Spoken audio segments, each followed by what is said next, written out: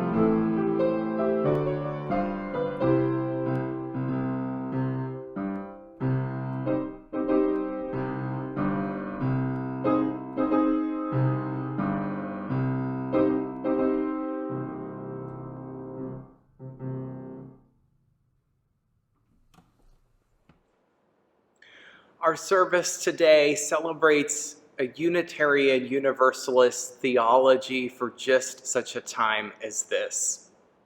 How do we find inclusion and plurality, a celebration of human variety and difference in a world that is so often made smaller by division? I believe there is hope, and that hope is what we will share this morning. Now, in that spirit, I offer these words from my colleague, Sunshine Jeremiah Wolf. This is a congregation that gathers in faith, not faith in one religion or one God or any one way. Instead, we gather in faith in the power of the many voices, the power of love, and the hope of a world that is transformed by our care. We gather in faith in ourselves and in those around us. It's not a faith that requires perfection or rightness in one another. Instead, it is a faith that we will help one another rise and to try again when we stumble. Let us begin this day in this place, in that spirit. My spiritual companions, welcome. And so we light our flame.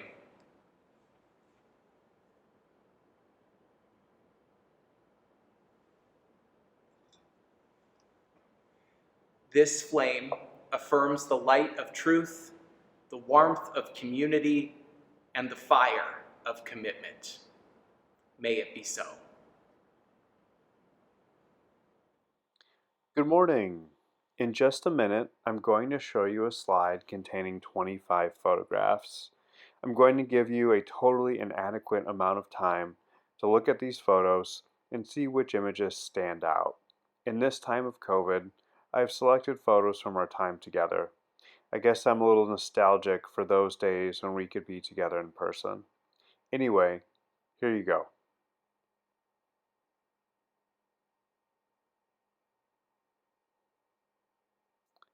What, amongst all of that chaos, stood out? How did those images make you feel?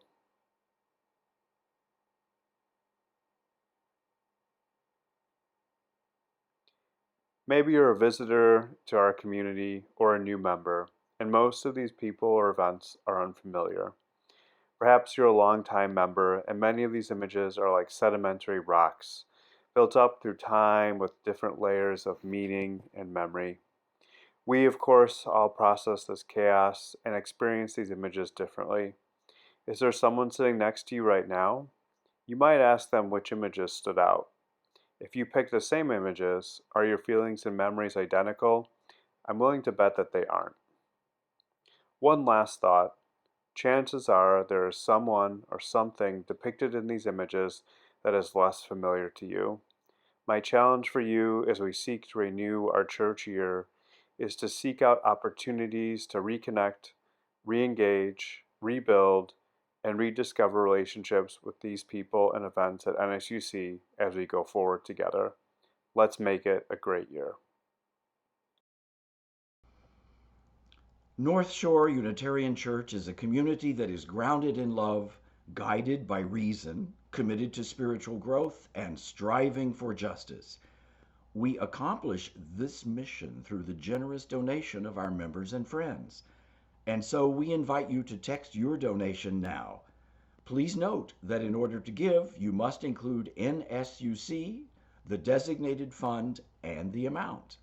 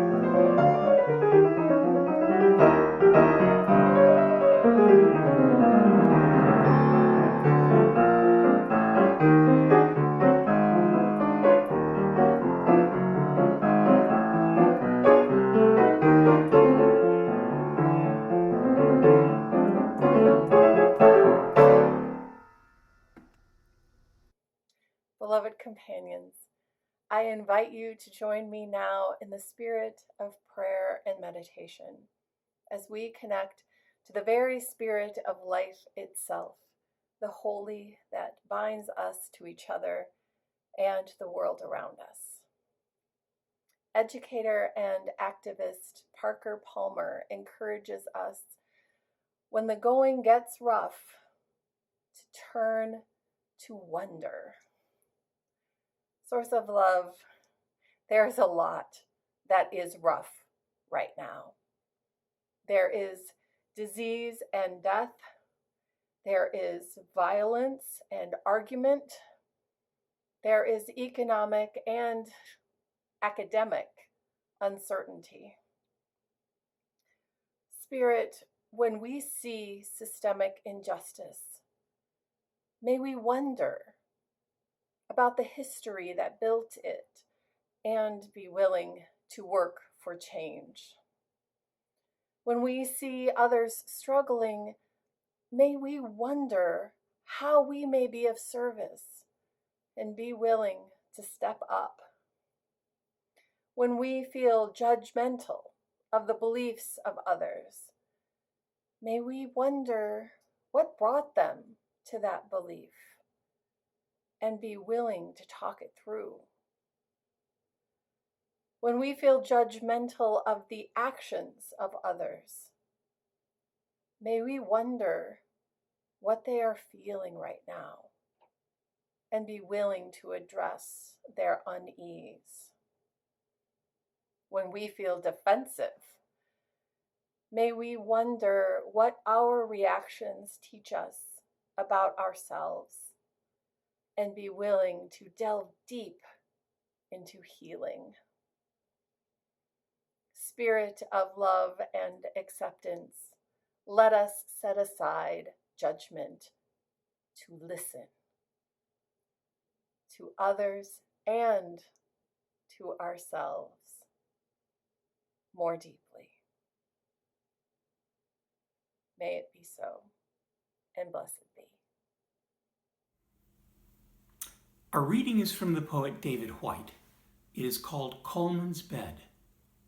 Be taught now, amongst the trees and the rocks, how the discarded is woven into shelter. Learn the way things hidden and unspoken slowly proclaim their voice in the world. Find that inward symmetry to all outward appearances. Apprentice yourself to yourself. Welcome back all that you have sent away. Be a new annunciation. Make yourself a door through which to be hospitable, even to the stranger in you. This week, a 17-year-old traveled from Antioch, Illinois to Kenosha, Wisconsin. His stated purpose was to protect businesses from protesters, to preserve law and order. As some protesters tried to disarm him of an illegal firearm, he shot and killed 2 of them. It is a sad story from every angle. I'm heartbroken for Jacob Blake, which brought the protesters out in the first place. I'm heartbroken for Jacob Rosenbaum and Anthony Huber, the 2 protesters who were killed, and I'm also saddened for the shooter.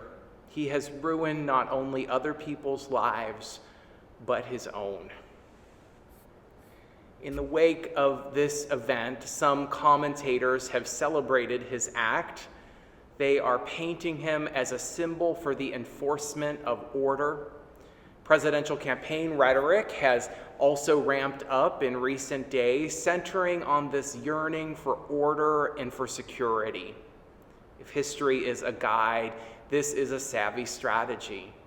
The yearning for order has a deep wellspring in the human psyche and has shaped many political moments. Law and order also show up in theology time and again, announcing that the world that we live in is a world of chaos. The forces of darkness and evil are always gnawing at the edges of a fragile cosmic arrangement. This impulse can be found in civilization's earliest mythologies. The Enuma Elish is an ancient Babylonian text where younger gods conquer the older. These younger gods impose order and separation, boundaries and distinctions, vanquishing the free-flowing chaos of the prior generation. The Babylonians presented one of the first, but certainly not the last, law and order theologies. And it showed. Famously cruel, the Babylonians were known for their campaigns of conquest, pillage, and enslaving others, which is another feature of this theology. Peace rarely flows from a worldview that cuts the cosmos up in such a neat way. The law and order impulse, expressed both in theology and in politics, frequently creates the very violence that it is supposed to staunch. It imagines so many others into a frame that must be policed and controlled, suppressed and put down. It issues new agendas for subjugation and violence. This is one of the reasons that we are seeing today no small amount of violence arising from the very militias who claim to want to prevent it. Law and order theologies and worldviews may flourish today, but I would argue that theirs is not the only option. Indeed, Unitarian Universalism presents a theological and social vision that does not terminate in crusade and violence, in maintaining and patrolling borders and others. What I hope to do this morning is to offer something of that vision, something of the good news of that vision, a vision that is more open, more humane, more inclusive, more hospitable, a vision made, I believe, for just such a time as this. But first, allow me to turn from the cosmological and the profound to something of the mundane. At our church's board retreat on Saturday, I invited members to engage in a creative exercise. I laid out a number of pictures, and these pictures were collages with all sorts of images in them. They contained images of children and elders, flower buds and harvested fruits, skydivers and moon explorers, and statues and artists and old trees and bones and planets and Buddhas and birds and Christ and deserts and rainforests, and all that was just the beginning. My invitation to each board member was to find an image that lured them, that spoke to them. Now, many noticed things in the collages that I had not even seen before. But even when members chose the same image, what that image meant to each person was very different. A flower could be both beauty and decay. A grain of sand could be both a scorched desert and the smallness of human life. A skydiver could be both fear and death. A child, both the hope of for the future and the melancholy of a lost past. It reminded me that life is multiple.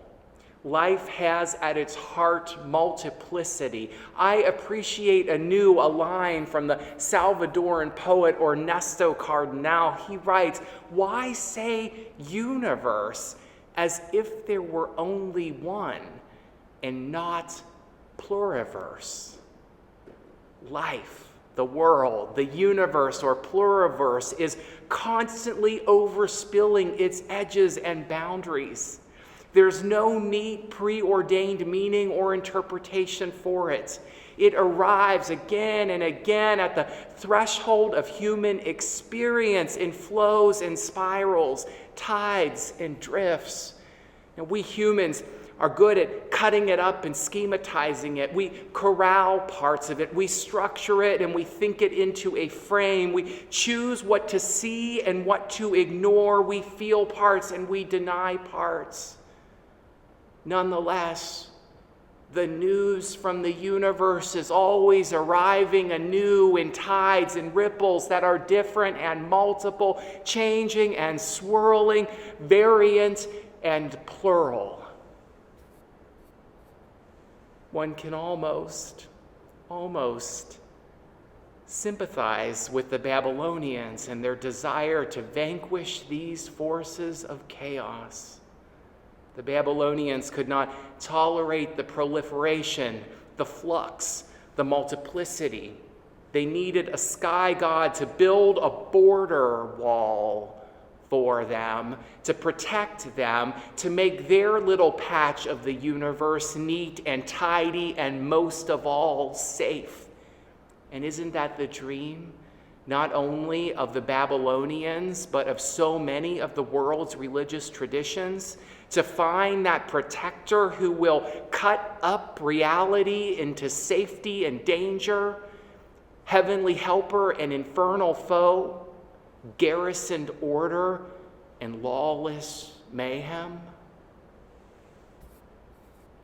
The song that Sam is going to sing shortly, penned as it was during the American Revolution, captures this sharp, harsh worldview. It decries the lying tempter and the hosts of death and hell that are armed against me. It calls on help from God to combat the singer's foes, which fast increase. It speaks with chilling detail to this theology of law and order and enforcement. I certainly would not want to be on the other side of this author's battle hymn. And perhaps that's the point. This theological imagining of a garrisoned universe is most certainly a political theology.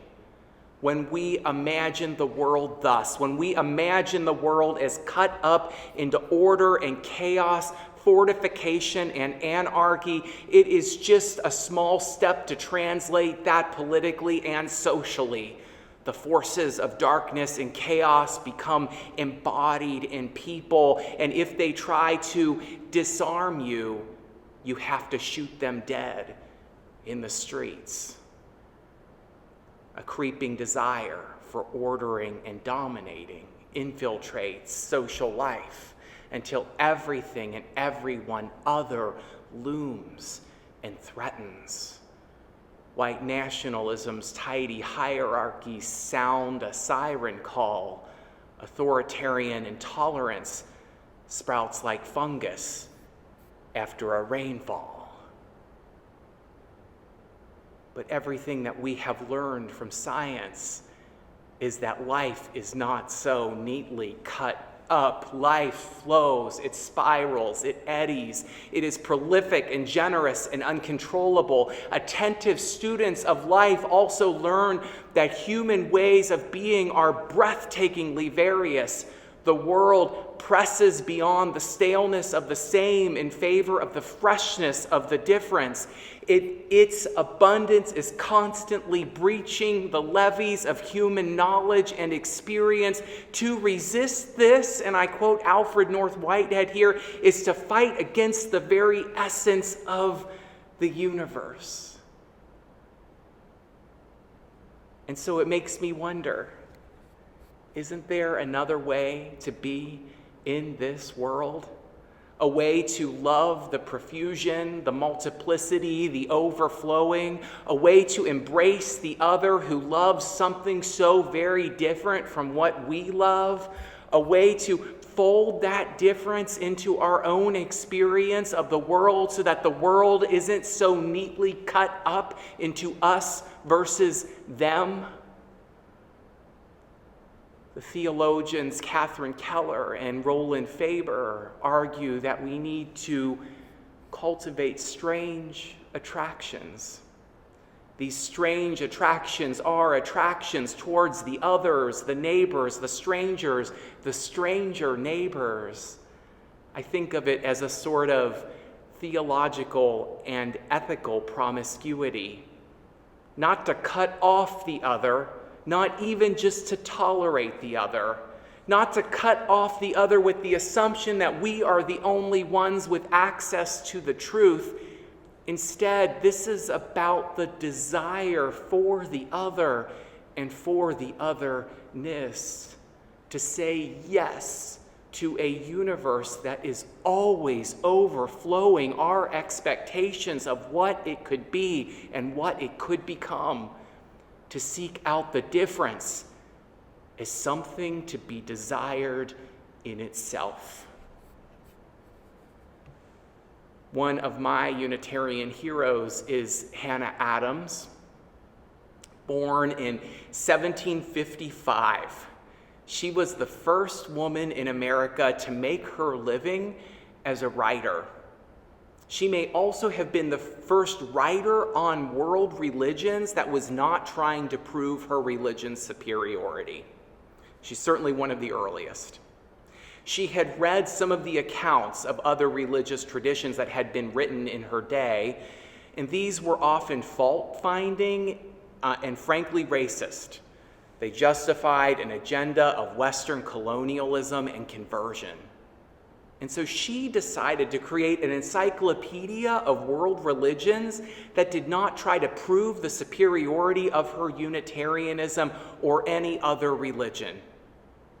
Now, it is true that her work did not free itself from all the prejudices of her age, but it did express a curiosity and appreciation for otherness, for the multiplicity of religious views and other cultures and diverse peoples.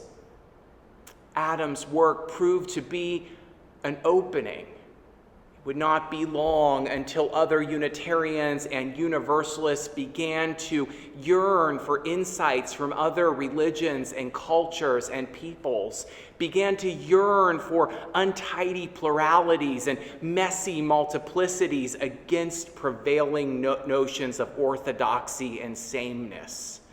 We Unitarian Universalists have not always done this perfectly.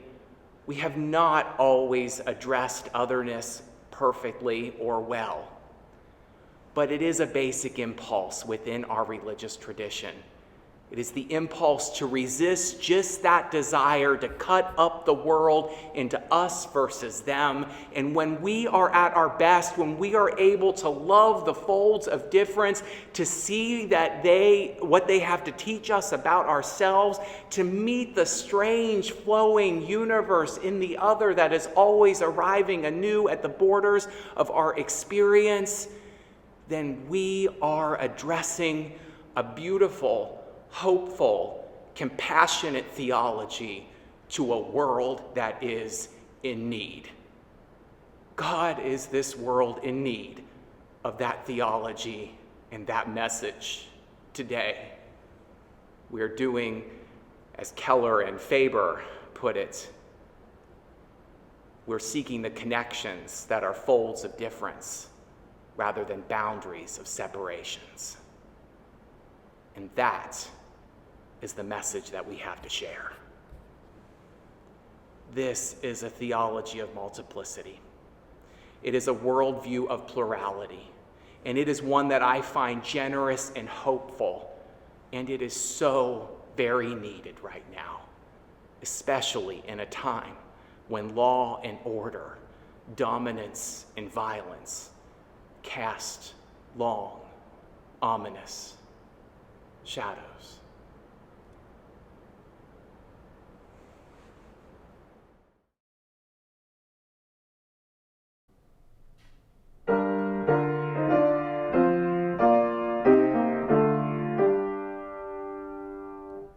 My God, how many are my fears, how fast my foes increase, conspiring my eternal death.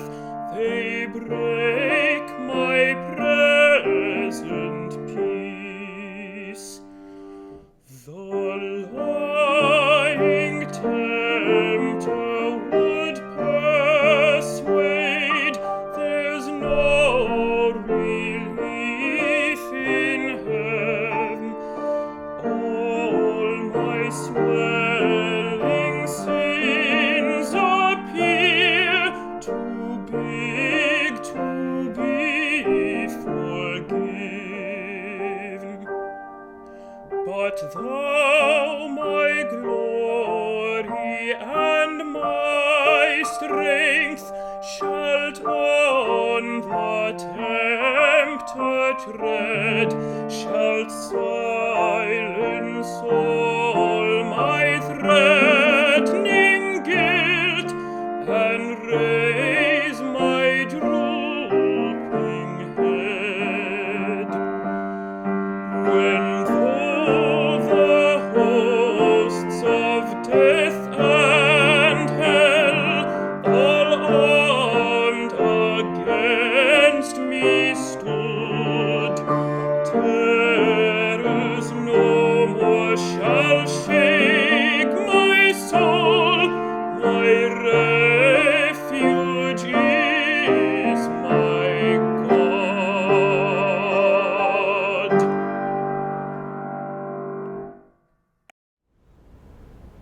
So we are about to begin our Zoom coffee hour. The link can be found inside of the newsletter. And you're so very welcome to join us for that. And there's also weekly offerings for many different groups at the church. So check that out. Do plan to join us at some point during the week. We would love to see you. By way of closing, I offer some words from the poet Gwendolyn Brooks.